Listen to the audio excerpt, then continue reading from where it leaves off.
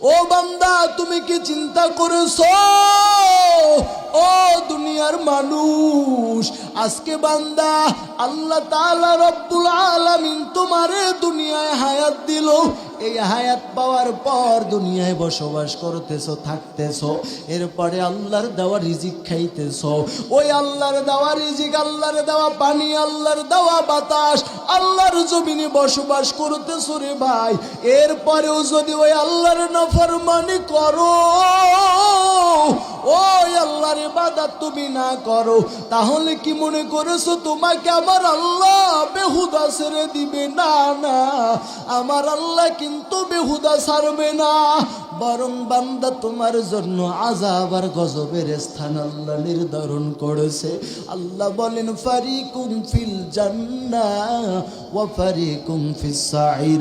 আল্লাহ বলেন, এক রাস্তা জান্নাতের আর এক রাস্তা জাহান্নামের।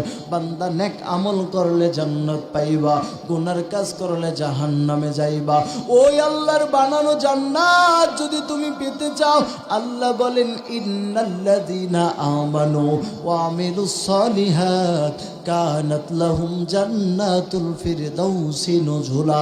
আল্লাহ বলেন, যারা নেক আমল করে, আমলে সালেহ করবে, আমি আল্লাহ তাদেরকে জান্নাতুল ফিরদাউস দিয়া দিব। কেমন জান্নাত? কয় একবার জান্নাতে ঢুকবে আর কখনো বান্দা বাহির হবে না। আর যদি ওই আল্লাহর নাফরমানি করো, তাহলে আল্লাহ তোমায় কে দেব? কে দেব? আল্লাহ বলেন, ও মানুষ, আমি আল্লাহ বেঈমান নাফরমান কাফিরদের শাস্তির জন্য জাহান্নাম বানাইলাম। ওই জাহান্নাম কত ভয়ঙ্কর রে বাবা! পারবা কি ওই জাহান্নামের আযাব সহ্য করতে রে আল্লাহর বান্দা? না রে আল্লাহর বান্দা, না না। পারবা কি ওই কবরের আযাব সহ্য করতে? না না। নবী আমার জানা দেয় রে উম্মত, বেনামাজি কাফের নাফরমান বান্দারে যখন কবরে রাখা হয়, ওই বান্দাকে দাফন করার পর দুইজন ফেরেশতা তার কবরে আসে। দুইজন ফেরেশতা কবরে আসার পর বান্দারে বসায়, বসানোর পর তিনটা প্রশ্ন জিজ্ঞেস করে। এরপরে বলে, তোমার রব কে? তোমার দিন কি? তোমার নবী কে? এই তিনটা প্রশ্ন বান্দাদেরকে জিজ্ঞেস করা হয়। তখন বান্দা জবাব দিতে পারে না। বান্দা কয়, হা হা লাদরি, হা হা লাদরি। ও ফেরেশতা, আমি জানি না, আমি জানি না, আমি জানি না। তখন আমার আল্লাহ রাগান্বিত হইয়া ডাক দেয়া কয়, ওরে মুনকার নাকির, তাড়াতাড়ি ওর কবরে আযাব শুরু করে দে। কারণ আমি আল্লাহ ওরে দুনিয়ায় 40, 50, 60 বছর হায়াত দিয়েছি। আমি আল্লাহ ওরে কত বছর হায়াত দিয়েছি।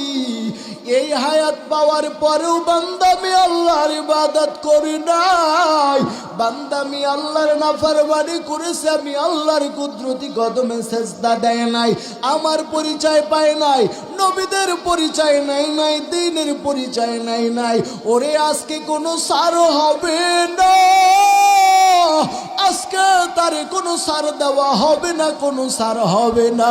ওরে ফেরেশতা, ওর কবরে তাড়াতাড়ি জাহান্নামের সংযোগ লাগা। আল্লাহ তাআলা মুনকার নকিরকে বলার সাথে সাথে, ওই মুনকার নকির তোমার আর আমার কবরের সাথে জাহান্নামের সংযোগ লাগাইবে।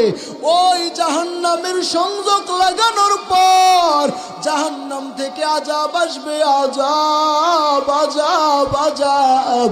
ওই জাহান্নামের আগুনের তাপ পারবা কি সহ্য করতে রে ভাই? সহ্য করার ক্ষমতা তোমার আর আমার নাই রে ভাই।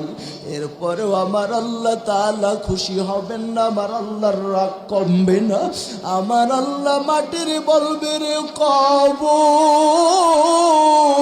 ওরে তাড়াতাড়ি জোরে চাপ মার।